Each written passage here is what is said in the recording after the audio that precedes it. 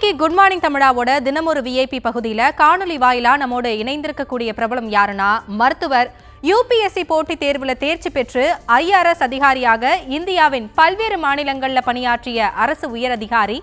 அரசியல் மீது ஆர்வம் ஊற்றெடுக்கவே அரசு பணியை விட்டு தமிழக வெற்றிக் கழகத்தில் இணைந்து கட்சியின் கொள்கை பரப்பு பொதுச் செயலாளர் பொறுப்பை அலங்கரிக்கும் திரு அருண்ராஜ் அவர்களை வரவேற்று நிகழ்ச்சிக்கு செல்லலாம். வணக்கம் சார், எப்படி இருக்கீங்க? வணக்கம் மேடம், நல்லா இருக்கேன். நீங்க எப்படி இருக்கீங்க?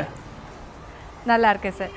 சார், விஜய் கட்சியில அவருக்கு நெருக்கமானவரா இருக்கீங்க, பெரிய பொறுப்பு கொடுத்திருக்காரு. முதல்ல உங்களோட குடும்பத்தை பத்தின சில வார்த்தைகள்.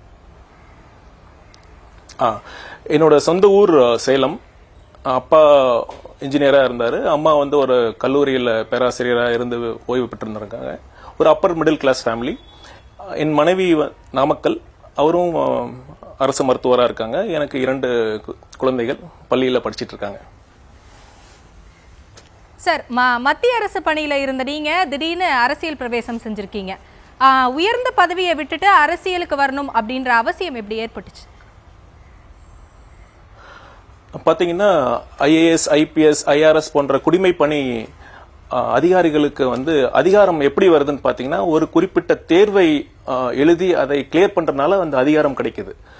இந்தியா போன்ற ஒரு ஜனநாயக நாட்டில் உண்மையான அதிகாரம் மக்கள்கிட்ட தான் இருக்கு. மக்கள் யாருக்கு அதிகாரம் கொடுக்கறாங்களோ அவங்க தான் ஒரு முழுமையான ஒரு சீர்திருத்தம் கொண்டு வர முடியும்.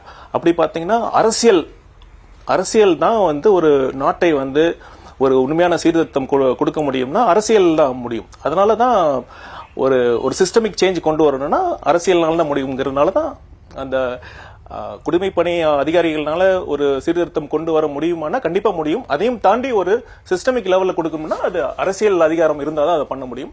அதனால தான் எனக்கு அரசியல் ஆர்வம் வந்தது.